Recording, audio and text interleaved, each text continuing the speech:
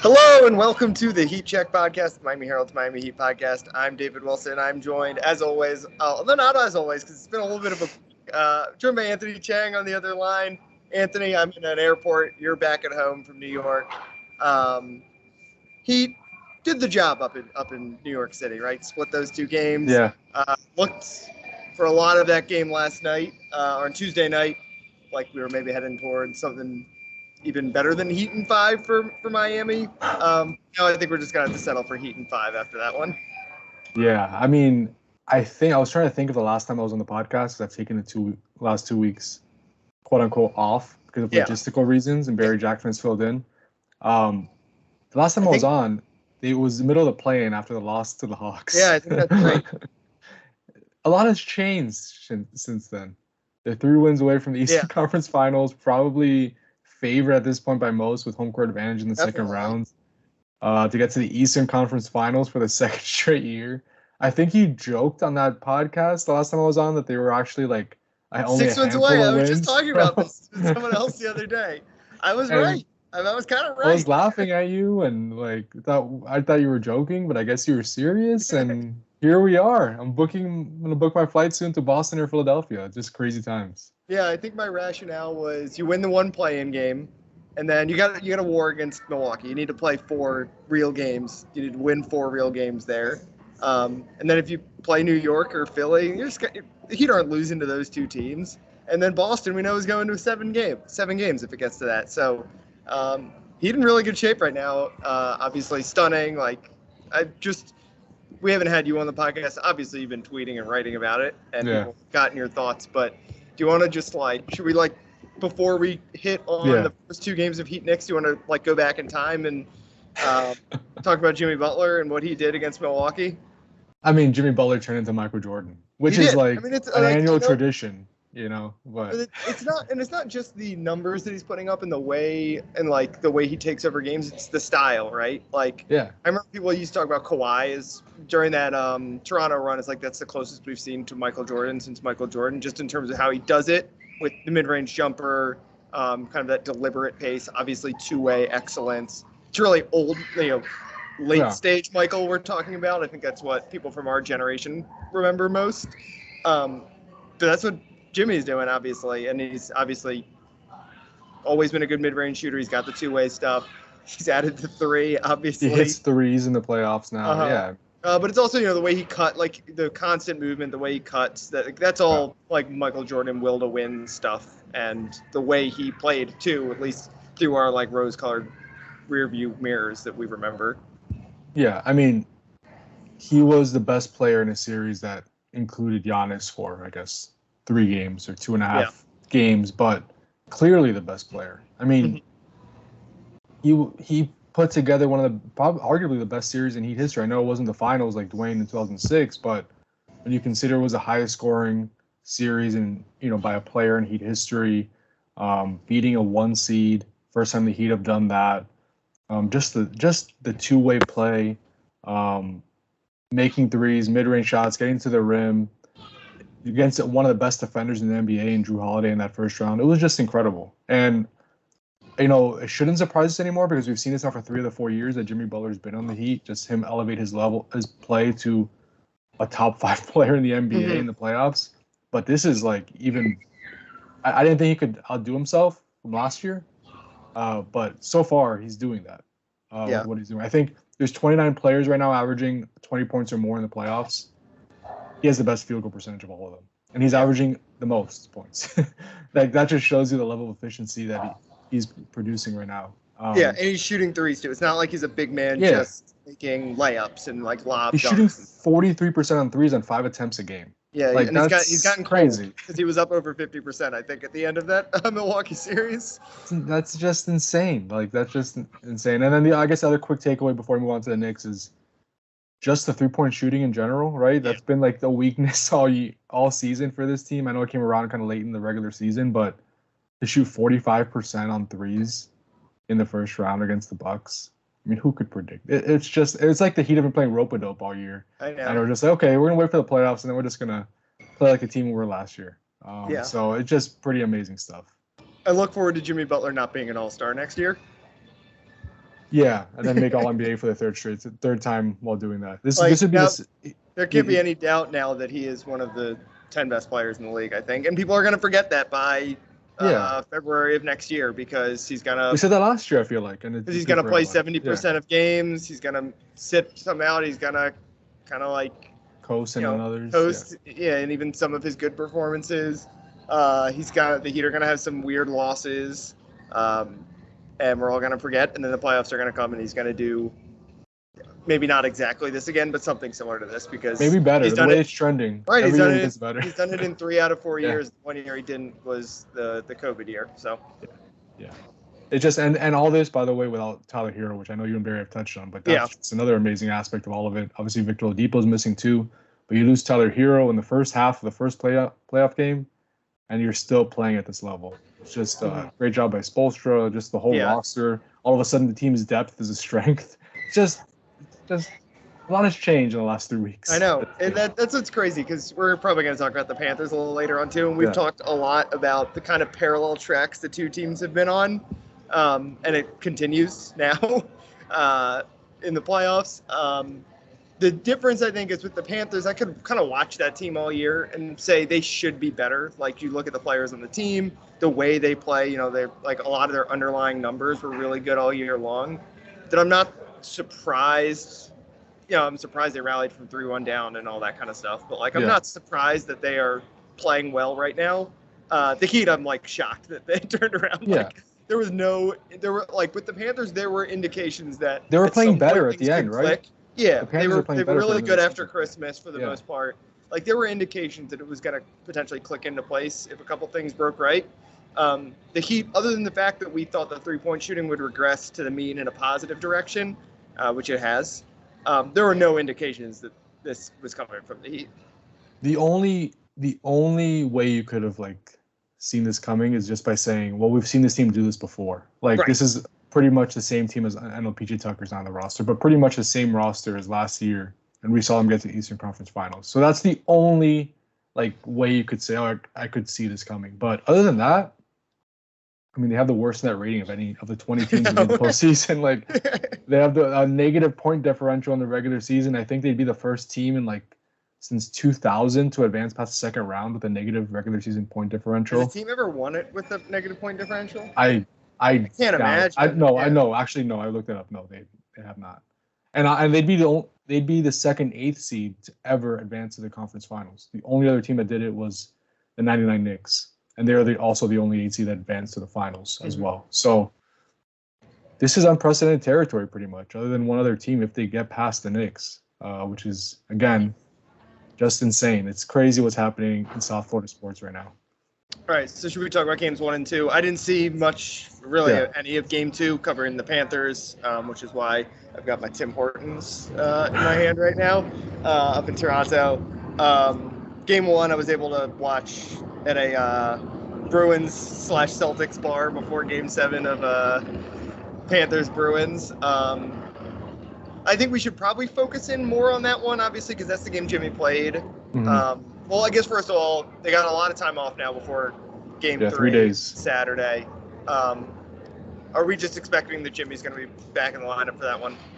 I'm sure they'll take it up to the tip-off, right? The way NBA teams do these days. But I think the expectation is right now that they're optimistic that he'll be able to play Game 3. I think at first there were concerns how serious the ankle sprain was. It looked pretty bad, right? The replay, and he looked like he was in a lot of pain. But it seems like it's better. It's a little better than initially feared. No MRI was needed. We've seen Jimmy walking around the streets of New York on his Instagram. We saw him yesterday really engaged and active on the bench during the game. Yep. It's not like on crutches or anything. He doesn't have a boot on. I think he was in slippers yesterday. He looks to have avoided the worst case scenario, obviously. So I would be surprised if he doesn't play Game 3.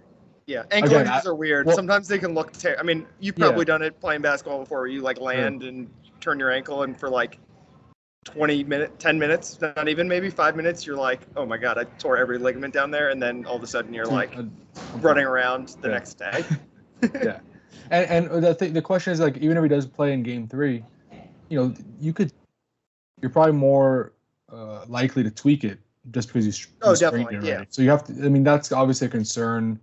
Will it impact him at all? I'm sure it will, right? How could it not impact him a little bit at least? And he's had a lot of sprained right ankles in the past during his time with Heat. That's the ankle he always sprains. So obviously, I think to monitor. But if I had to guess, I think he'll play game 3. Yeah, I have to wonder if the Giannis injury handling is on the Heat's mind at all, where they, the Bucks come out of those first 2 games and probably think, all right, we're fine. Like, we can really take it easy with Giannis, and then all of a sudden it flips kind of while he's out. And obviously he wasn't 100% healthy when he got back. Same will probably be the case for Jimmy whenever he gets back, but I'm sure the Heat come out of those, definitely out of the game 1, and I think even probably out of game 2, feeling like they're going to be fine in this series. But again, if Jimmy doesn't play game 3 and all of a sudden the Knicks steal one in Miami, and you really can't afford that at this the point. Series. Yeah, exactly. So, he was as good as, even as a decoy, he was pretty good in the fourth quarter of game 1. So I think we should focus more in on game 1, because that's probably more, last night just following it on Twitter and catching glimpses of it here and there. 3 in zone seemed like a weird one. Return. Yeah, exactly. It was like the bad Heat, right? Yeah. But they almost won. So let's talk about the good Heat that we saw in game 1, because I think that's what we're going to get Saturday. Miami storms back in the second half of that one. A lot of Jimmy Butler, some great Kevin Love.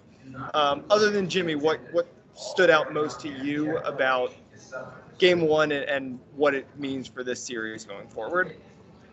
Well, the defense, I think. And we saw in game 1 and 2. I mean, the Heat did a little differently in game 2 because Jimmy wasn't out there. They played a lot of zone to accomplish their game plan. But for the most part, they're daring the Knicks to shoot threes. Yeah. And it's a sound game plan because the Knicks. What did Obi Toppin take? 11 threes in. He was 4 of 11. He was the only one making threes. And like Obi Toppin, he's not a 3-point shooter. No, he's not. It's take 11 threes. Yeah, I mean, so that's if the Knicks are going to make their threes, like they did in game 2, they think they shot 40% in game 2. They have a good chance to win the series. Yeah. But I think the Heat are going to play the math here and say, this is not a very good 3-point shooting team. They struggled from 3 in the first round. They're going to try to cut off the paint and limit Brunson's paint opportunities. Because Brunson is really good in that little, we talk about Bam and that non-rim paint shot. Brunson's great at those as well. So the game plan is clear. I think the difference was again that the Knicks made their threes in game 2, and that proved to be the difference. But again, I think they're going to continue playing that style and just kind of try to dare them to win by making basically a bunch of threes. Now Julius Randle the return of Julius Randle game 2 changed things a little bit because now Bam is not really near the rim as much. Like in the first game, he was guarding Mitchell Robinson. Yeah, he's got a real assignment now. Mitchell Robinson's a good player, but it's like that's basically an excuse to stand in the paint. Yeah, he can protect the rim, which is what the Heat want him to do. They want him to be in the paint, kind of challenging Jalen Brunson. If he's guarding Julius Randle, now all of a sudden Bam's on the perimeter, and now Kevin Love or another player is kind of protecting the rim. So that changes a little bit, and it'll be interesting to see how the Heat adjust to that. But I think the game plan is smart, and I think it'll continue moving forward. Is there another guy you can see matched up with Randle, or you think that's just Bam's assignment? I think Jimmy will spend some time on him. I think even in the regular season, we saw Bam and Jimmy split time. The thing is, Jimmy spent in game 1 a lot of. I mean, obviously Julius didn't play that game, but Jimmy spent a lot of time on Jalen Brunson. Pretty much the entire time he was on the court, he was on Jalen Brunson. He did a pretty good job on him. So, you could try Gabe Vincent on Brunson and put Jimmy on Julius Randle, and that's a way of keeping Bam kind of near the basket, near the rim, to protect the paint. So there's different ways that he can go, and I think the encouraging thing is, yes, you were up by 6 in game 2 with 6 minutes left. It's a missed opportunity because they were right there to win and take a 2-0 lead without Jimmy, which is just incredible. But everything they were missing in that game, pretty much Jimmy kind of answers. Like, down the stretch, you need a go-to guy. The return of Jimmy is going to answer, address that. Defensively on Brunson had a big game in game 2. Jimmy's going to be guarding him most likely most of the time. So Jimmy will help with that. So everything like you were lacking in game 2, even though you almost won, Jimmy obviously addresses those needs. Yeah, you you mentioned the game plan of giving the Knicks threes, and basically when Jimmy's not out there, that's how the Heat scores, right? Is like they don't have one go, especially without Tyler Hero. There's not a go-to scorer out there, so you're really, I mean, it just becomes a math game in some ways if you're going to defend the Knicks like that and bank so much of your offense on three-point shooting. And those are two, as we said, not very good three-point shooting teams in the regular season. Obviously, the Heat have been better lately. Yeah. So you're basically like you're rolling the dice essentially. Like it's basically it's like a Dungeons and Dragons game. Like what number is going to come out? Who's going to hit more threes on a given night? And there's a lot of randomness that. But when Jimmy gets back on Saturday, presumably the Heat don't have to play offense that way, and then I feel a lot better about them. Sure, and I want to obviously it's a lot more complicated than this, a lot more layers to it. But I think a lot of these games are going to come down to who makes the most threes because both teams defend that way. The Knicks give up a bunch of threes as well, and they load up the paint a ton. I mean, you'll see some still shots with like 4 Knicks defenders in the paint when the ball gets near there, and like open, 3-point shooters around the perimeter. So the Heat didn't. That's the theme that held true in the first 2 games. The Heat shot better than the Knicks in game 1, they won. The Knicks shot better than the Heat from 3 in game 2, the Knicks won. So I think because of the way these two teams play defense, a lot of these games are going to come down to the 3-point shooting. Yeah. Obviously, offensive rebounding is important against the Knicks. The Knicks are a really good offensive rebounding team. You got to limit second chance opportunities. He struggled a little bit with that late in game 2. But I think if I had to pick one area that's like the key, it's kind of, I guess it goes to a lot of games, but just especially the series because the way they defend is 3-point shooting. Yeah. And I think the reason that then if that's the biggest statistical thing to track, the reason to like the Heat is because you like Jimmy Butler more than Jalen Brunson, right? As the go-to guy who can create offense in another way. Jalen Brunson, obviously, as you said, is good in the, he's a crafty, in some ways, like kind of a similar type of scorer to Jimmy. Obviously, they're extremely different players, but just in terms of like playing a little bit of a slower pace in the half court, mid-range jumper / floater, whatever you want to call it. But I mean, it's hard to bet against. It's hard to say anyone in the league is better than Jimmy right now, other than maybe like Nikola Jokic, right? Like, and Steph Curry, I guess. Like those are the only two. Anthony Davis, maybe he was really good last night. Yeah. But like, if we're trying to figure out who's going to win between 2 bad 3-point shooting teams, and 3-point shooting is the most important thing, I'll take the team with the best go-to scorer. Yeah, no, I agree, and Jimmy's great at creating those 3-point opportunities. Yeah. Which I think the Heat, they generated a lot of 3-point shots yesterday as well, but a lot of it was just like pull-up shots that guys were just. I mean, the Heat hit some tough threes yesterday. Yeah. Like it was just contested threes that Gabe Vincent would hit, or Max Strus just kind of dribbling into a pull-up. So they weren't the same threes that the Heat usually get because Jimmy wasn't there to generate those. But when Jimmy returns, they should get better looks from deep, which should help. Julius Randle, I think. One more thing about Julius Randle that I think he helped with, along with this is offensive production scoring-wise, is I think he had 8 assists, and he did a really good job. I mean, he was setting doubles at him pretty much the entire game, and he found open shooters as well to kind of create some better looks than maybe the Knicks had in game 1. So, I think that's going to be really important as like just those guys, Jimmy, Bam, Julius Randle, Brunson. Yeah, they're going to score a lot. But their playmaking is going to be very important because both defenses are going to load up on those guys. Other than those 4 stars, the 2 main guys for each team, who is the biggest role player for the Heat in the rest of the series? I think Gabe Vincent, just because of the volume of shots he's taking at this point, right? I mean, he's probably going to spend some time on Jalen Brunson, so that's important. And he's kind of trying to, the Heat need someone to fill the void left by Tyler. Gabe Vincent does it in a totally different way, but you're seeing him be more aggressive and taking more, quick trigger threes because the Heat need someone else to fill those shots, right? So even in the Milwaukee series, like we saw that from Gabe, and then the first 2 games of this series, how many shots did he take yesterday? I think he took 17 shots or something. Yeah, 17 shots and 12 threes. Obviously, Jimmy was out, but that's kind of what Gabe is doing. Like he's getting up to double-digit threes. I was looking before we started the episode. He's like top 10 in like amount of pull-up threes that he's taking per game in the playoffs. Only Trae Young, Steph Curry, Harden, Donovan Mitchell, Jamal Murray, Drew Holiday have taken more than him, which are like obviously, all-stars. Players. Yeah. So just because of the volume of shots Gabe is taking, he's gonna be really important. Yeah, this has been a really nice coming out party for Gabe Vincent. Yeah, he's gonna get paid. He's gonna get paid. Him and Strus is a free agent right after this year. Gabe's a free agent after this year. Those are gonna be some big losses for the Heat. Those are two guys who are gonna get they've basically been on not two-way deals, but minimum fringe NBA players. They're being paid like fringe NBA players, and right now they're core guys to a team that is in really good shape to make the Eastern Conference Finals for back-to-back years. I mean, they might force the Heat's hand to find a way to bring them. They have bird rights for both those guys. We have time to discuss that in a few weeks probably, but at this point, with the way the game is playing, I don't know. You can also go back and listen to what Barry and I did an off-season preview 2 weeks ago. There you go. 2 weeks ago. 6 weeks too early before he won the title. Gabe is shooting 40% on threes on 8 attempts, in the playoffs. He's good defensively. He can handle the ball. That's Steph Curry stuff, right? I mean, obviously I'm not saying he's Steph Curry, but that production, 40%, 8 3-point attempts, that's great. Jimmy and Bam are important. He's the best backup guard in the playoffs right now. I mean, he's a starting guard, I guess. He's a starter right now, yeah. Yeah, but he's the best. His natural will be backup guard.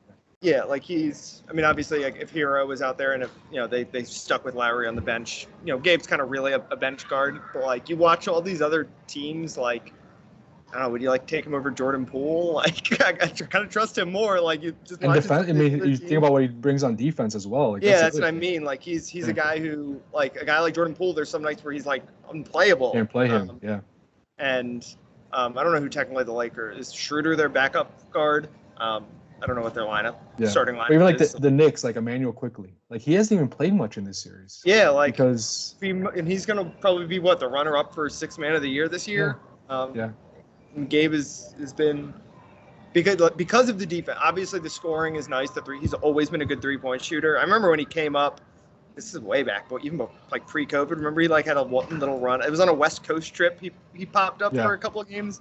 I don't remember. Someone must have been hurt, and his shooting was right away. He was just confident, and he shot pretty well, I think, during that run. And now he's just a complete NBA guard. Yeah, no, I'm really happy for Gabe because it hasn't always been easy. He's dealt with he was in a big slump at the start of this year too. All regular sideways. Yeah, all regular season. I mean, he shot 33% on threes in the regular season. That's not very good. When Lowry got hurt, though, he was good. He came in and he wasn't always shooting it well, but he was good at running the offense, good deep. You could tell he was reliable, playing well. He's been very important, especially with Hero and Vic out. They've needed good guard play from somebody. Yeah. And Gabe has really stepped up. Kyle Lowry's played very well in that reserve role. He's kind of given them the Heat exactly what they need. It's just all the role players are playing well all of a sudden after they seem to all regress in the regular season. But it's happening at the right time for the Heat. Okay, should we close things out with the Panthers minute? Let's do it. You obviously weren't watching last night I wasn't watching the Heat. I was keeping track on Twitter with your tweets. Yeah. I think they're really good. That's my take is I think it's not a fluke. I think they're really good. Is the goaltending finally Yeah, so that's the thing. It's if Bob plays the way he's playing right now, they're really good. But goalies are weird. If they had a top 5 goaltender, would they win the Stanley Cup? Would they be the favorite? I don't know if they'd be the favorite, but right now Bob's playing a top 5 goaltender, right? That's the only question. And he's won 2 Vezina trophies. He was literally the best goalie in the league at one point. If you trusted him more, you probably feel better, right? And I think most Panthers fans probably feel that way. But I mean, I just think they're good. They, it's kind of like with the Heat, where you talk about all the role players are finally stepping up at the right time. With the Heat, it's with the Panthers, a little flipped, I think, because, Carter Verhaeghe and, a bunch of their guys who were quote-unquote role players were actually really good in the regular season. Brandon Montour became a star. Mm-hmm. kind of their stars are starting to play really well. Like Barkov's been really good the last couple of games. Ekblad, who had a kind of a really rough regular season, has been very good in the playoffs. So yeah, I just think they're good. I mean, they had a lot of injuries in the regular season. It's similar to the Heat, where they were really good last year, and it was kind of inexplicable how they regressed so badly. But especially when they went out and added the guy who might be the runner-up for the MVP. But yeah, my take is that they can win this series. They can definitely come out of the East. Who goes further, the Heat or the Panthers? I'll say the Heat, just because I'm more confident in them. I think the Panthers have a better chance to win the championship. Yeah. But I think the Heat, I just feel like they're going to win this Knicks series. And the Panthers, they won game one in Toronto. They're clearly favored now in that series. But, it's hockey. If you lose home ice does not matter as much in hockey. Yeah. And the Leafs are just, I think, better than the Knicks are. Sure. That makes sense. But if they both advance past this round, I feel like the Panthers might have a better chance. Yeah. Because then the Heat have to face probably the Celtics or the Sixers, and that's going to be tough. That's going to be an uphill climb, I think, for the Heat. I mean, I'm not going to discount any. The juggernaut is out. There's only one juggernaut in the NHL this year, and they're out. Yeah. I mean, you could say there's one juggernaut in the NBA this year. I mean, there's probably a few, and the Heat took them out. So yeah. Again, it's been a wild few months down here because we had the Final Four too. Final Four, yeah, the Final Four.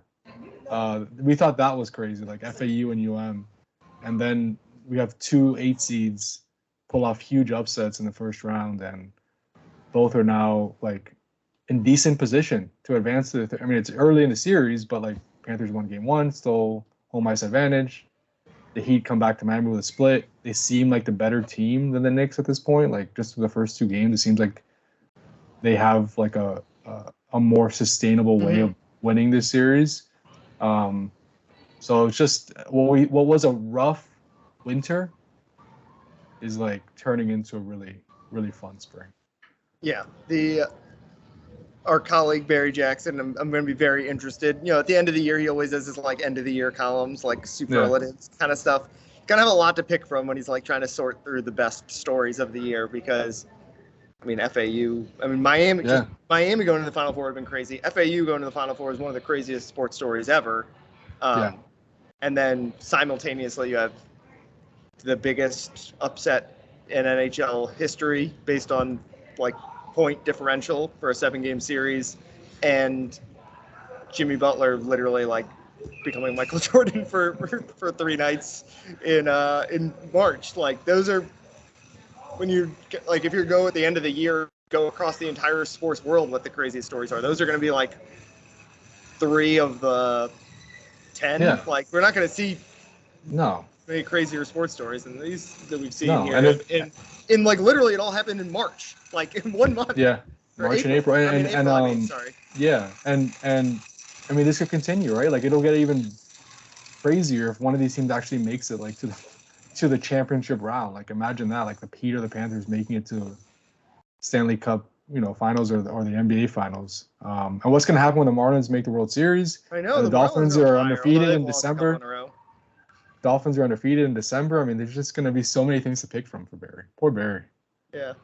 Panthers, I should say, as an 8 seed, we talk about how unlikely it is for an NBA team. Yeah. An 8 seed has actually won in the Stanley Cup. The Kings that doesn't surprise me because hockey's kind of crazy. Hockey's kind of weird. I remember I was a big Flyers fan when I was in high school, and they went to the finals my senior year. They were the 7 seed, and they beat the 8 seed in the East Finals that year to get to the Stanley Cup. So it was, hockey's weird, and I kind of want to go back. I remember that Kings team. I was in college when they won it all. I think they upset the Sharks in round 1. Kind of ended the Sharks' run that never amounted to a championship. But I'm trying to remember if they had a bunch of injuries, how much it would parallel to these Panthers. Because those Kings teams were good for a while, too. They had a good goalie, Jonathan Quick. They had Ante Kopitar, is kind of Barkov-ish. There's some precedent for this Panthers thing, as crazy as it might be. Yeah, and the Knicks team that did that made history as an 8 seed in '99. That was a lockout. That was a lockout year, yeah. So it's hard. Like that was a weird year. I think Patrick Ewing missed a lot of time. I believe. And there was only probably a 54 game schedule. Maybe 60. Yeah, it was quick. 60. So it's like they weren't really like an 8 seed, right? Like they didn't. Well, I actually, mean, the Heat aren't really an 8 seed either. They're kind of a 7 seed. Yeah, that's fair. And I've seen people kind of make that. But look, they're an 8 seed in history. And that's what we're going to label them as, and that's what we're going to. Well, they beat the 1 seed, right? That's what matters. They beat the 1 seed in round 7 or 8 seed. Like, they don't beat. Yeah. A nitpick or a pet peeve of mine is talking about the Heat and Lakers as the first teams to win when coming out of the play-in game, which is true. It's true. But they would have been in the playoffs. They would have been the 7 seeds pre-play-in. Like, it's not. I'll be really interested when a 9 or 10 or 9, wins around, which could be awful. Yeah, that's still technically true, and I get it. Like, it's a notable thing because they do have to play the extra game. They're a little more tired going in, and they play the 1 or 2 seed in the conference. Yeah, right.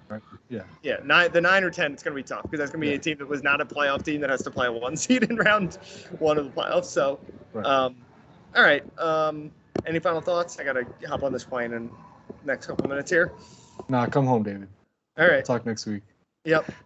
You can follow Anthony on Twitter at Anthony_Chiang. He's back in Miami for a while because don't have to hit the road for a 6 little days. while. Although you will have to be up in New York at some point. You can follow me on Twitter at DBWilson2. I also will be home for a while because they're spreading out these Panthers games. Or maybe I won't have to go back up to Toronto. I guess we'll see. We'll have a better idea Thursday night of where this series is going to go. Anyway, thanks as always for listening, and we will talk to you guys next week.